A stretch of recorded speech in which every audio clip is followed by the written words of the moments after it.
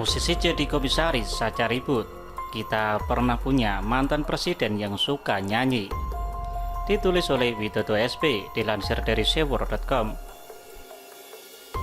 Orang menyebut Indonesia itu negeri berflower. Tentu saja ini sebagai kiasan, tapi juga bisa dimaknai sebagai sindiran. Mengingat apa saja bisa terjadi di negeri kita tercinta ini. Apa saja, dengan aneka ragam tingkah laku manusia yang pernah terjadi dan terekam dalam sejarah, ibarat bunga warna-warni yang terkadang bisa dinikmati keindahannya, tetapi terkadang bisa bikin jengkel dan tidak habis pikir juga, terutama dengan perilaku absurd dari orang-orang yang kita sebut sebagai mabuk agama. Bicara soal warna-warni kehidupan di negeri ini juga bisa kita lihat dalam dunia politik, di mana belakangan ini pada era Presiden Joko Widodo memerintah selama 2 periode, kita melihat ada banyak warna di dalamnya. Tak terkecuali dalam hal penentuan posisi penting sebagai pejabat publik, hingga pembentukan kelompok tertentu yang bertujuan untuk mendukung kepentingan dari pemimpin tertentu, dengan manfaat positif maupun negatifnya yang terlihat seiring datangnya waktu. Bicara soal jabatan penting, kita tahu sekarang yang sedang viral soal berita diangkatnya musisi Abdi Negara Nurdin yang dikenal sebagai Abdi Sleng untuk posisi Komisaris PT Telkom Indonesia Persero. Tak ketinggalan, seorang Syed Didu sampai berkomentar dengan nada miring tentunya, dengan menyebut bahwa Abdi Sleng akan menyelesaikan masalah dengan main gitar.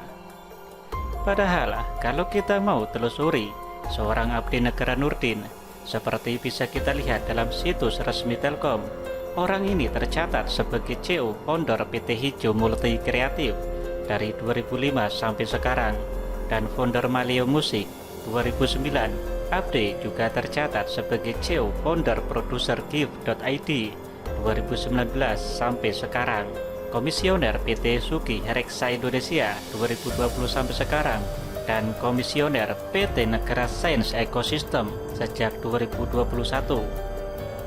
Jadi sangat jelas rasanya bahwa menurut catatan tersebut, Abdi Sleng ini bukan hanya spesialis bermain gitar bersama grup musik Sleng. Meski kalau bisa dibilang dalam kesuksesan Sleng sampai hari ini juga tak bisa lepas dari peran seorang Abdi Negara Nurdin. Nah, bicara soal penunjukan Abdi Sleng ini, pastilah memunculkan kontroversi dan komentar dari banyak pihak. Ada yang menyebut Abdi sedang mendapat giliran bagi-bagi jabatan karena perannya mendukung Jokowi selama ini. Juga tak sedikit yang meragukan kapasitasnya sebagai komisaris di Telkom. Jabatan yang mungkin bagi orang seperti Syed Didu seperti ketinggian diberikan kepada seorang Abdi Sleng. Meski kalau misalnya Syed Didu yang diberi jabatan yang sama, saya yakin beliau akan berpikir 1000 kali untuk menolaknya, karena akan segera menerima dengan senang hati. Silahkan dicoba kalau tidak percaya. Namun, bagi saya sebagai orang awam, meski mungkin masih ada unsur balas jasanya, kondisi yang masih sangat lazim ditemui di negeri kita, tetapi kita perlu memberi kesempatan kepada Abdi Sleng untuk menjadi abdi negara melalui posisinya sebagai komisaris di Telkom. Saya mencoba untuk percaya bahwa pastilah ada sesuatu yang dimiliki oleh Abdi, sehingga diberi kesempatan untuk menempati posisi penting itu. By the way, bicara soal musisi yang menempati posisi penting di negeri ini, kok pada ribut, kenapa sih? Kalian pasti tidak lupa kan, kalau dulu kita punya presiden yang sekarang menjadi mantan, yang dikenal cukup produktif dengan lagu-lagunya. Bahkan beliau menciptakan dan menyanyikan sendiri lagu-lagu itu. Jadi apa anehnya kalau sekarang ada musisi gitaris menjadi komisaris di Telkom? Kita juga pasti mengenal sosok Tantowi Yahya, seorang penyanyi country yang juga dikenal sebagai pembawa acara handal, juga beralih profesi menduduki posisi penting sebagai duta besar di Selandia Baru. Jangan lupakan pula ada seorang Sigit Purnomo Samsudin Said alias Pasa dari grup musik Ungu yang sempat menjabat sebagai PLT Wali Kota Palu, Sulawesi Tengah. Nama terakhir Meski tidak saya sebut, rasanya pasti tahu ada seorang mantan musisi wanita yang ngehit pada era 80-an, tetapi kini masuk dalam gelanggang politik Indonesia bersama Partai Umat. Posisinya pun tak kalah mentereng dibanding dengan Abdi Sleng, yaitu Wakil Ketua Majelis Syuro.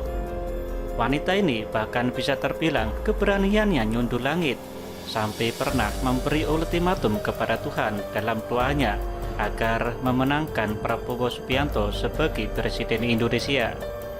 Karena kalau tidak, wanita ini khawatir akan ada pemboikotan dari umat Tuhan yang tidak lagi menyembahnya. Berarti kalau belum melamani wanita yang sama, keluar-keluar ajak memboikot salah satu minimarket ternama di negeri ini, rasanya kita tidak terlalu terkejut, bukan? Lawang Tuhan saja berani diancam. Jadi bagi saya tak ada yang terlalu aneh dengan penunjukan Abdi Sleng.